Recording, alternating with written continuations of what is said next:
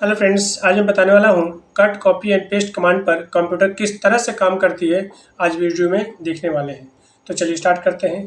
Computer screen पर ये MS paint application open है और यहाँ पर हमने एक CPU ड्रॉ किया हुआ है जिस पर कंप्यूटर सारा फंक्शन करती है। और ये है डाटा TK कंप्यूटर क्लास।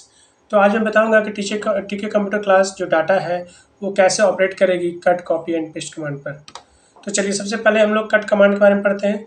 तो चार स्टेप होते हैं कट कॉपी और पेस्ट पर वर्क करने के लिए। सबसे पहला स्टेप है डाटा को सेलेक्ट करना।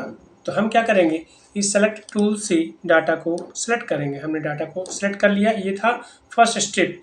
दूसरा स्टेप है हम क्लिक करेंगे कट या कॉपी पर। तो हम कट पर क्लिक करते हैं, देख रहे हैं क्या डाटा यहाँ से गायब हो गई। एक्चुअली गायब जो थी वो कहाँ पर हुई थी, फिर से बता रहा हूँ।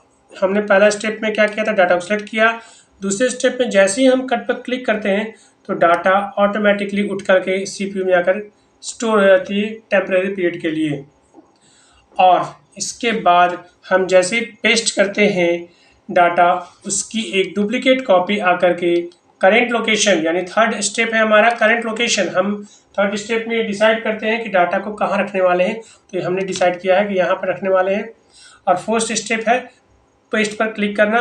तो जैसे हम क्लिक करेंगे इसकी जो कंटेंट है CPU की, उसकी डुप्लीकेट कॉपी उठ करके करंट लोकेशन में जाकर स्टोर हो जाएगी। फिर से हम बता रहे हैं, इसको हम अंडू करके वापस कर रहे हैं। कट या कॉपी कमांड पर काम करने के लिए चार स्टेप है। पहला स्टेप में क्या करेंगे, डाटा को सिलेक्ट करेंगे। हमने डाटा को सिलेक्ट किया। दूसरे स्टेप में हम कट या कॉपी पर क्लिक करेंगे। तो हम चलते हैं किसी पर क्लिक करने के लिए, हम कट पर क्लिक कर रहे हैं। कट पर जैसे ही क्लिक किए डाटा उठ करके CPU में आके स्टोर हो गई। और जैसे ही हम थर्ड स्टेप में गए तो थर्ड स्टेप में हमें डिसाइड करना होता है कि हम कहाँ पर इसको पुट करने वाले हैं। तो हमने डिसाइड किया कि यहाँ पर हम पुट करेंगे। और चौथे स्टेप में हम पेस्ट पर क्लिक करेंगे। तो जैसे ही हमने पेस्ट पर क्लिक किया तो जो भी डाटा थी CPU में उसकी एक डुप्लीकेट कॉपी आकर स्टोर हो गई करेंट लोकेशन में।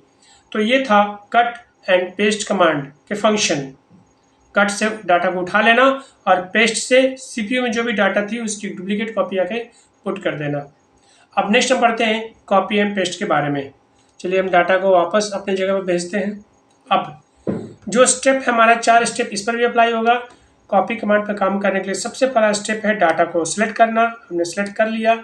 दूसरा क्या है कमांड कि हमें सेकेंड स्टेप में इस पर क्लिक करना है कॉपी पर। हम जैसे ही क्लिक करेंगे तो देखेंगे क्या कि जो सिलेक्टेड डाटा थी उसकी एक डुप्लीकेट कॉपी आकर CPU में स्टोर हो गई है, यानी ओरिजिनल वहीं पर है।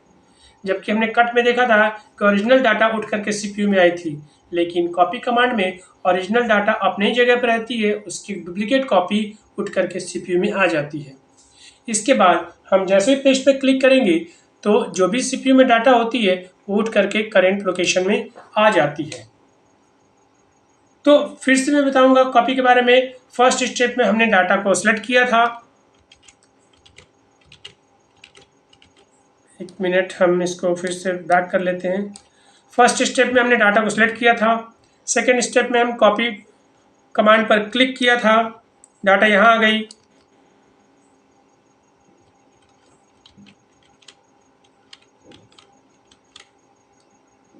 शट, सब बर्बाद हो गया।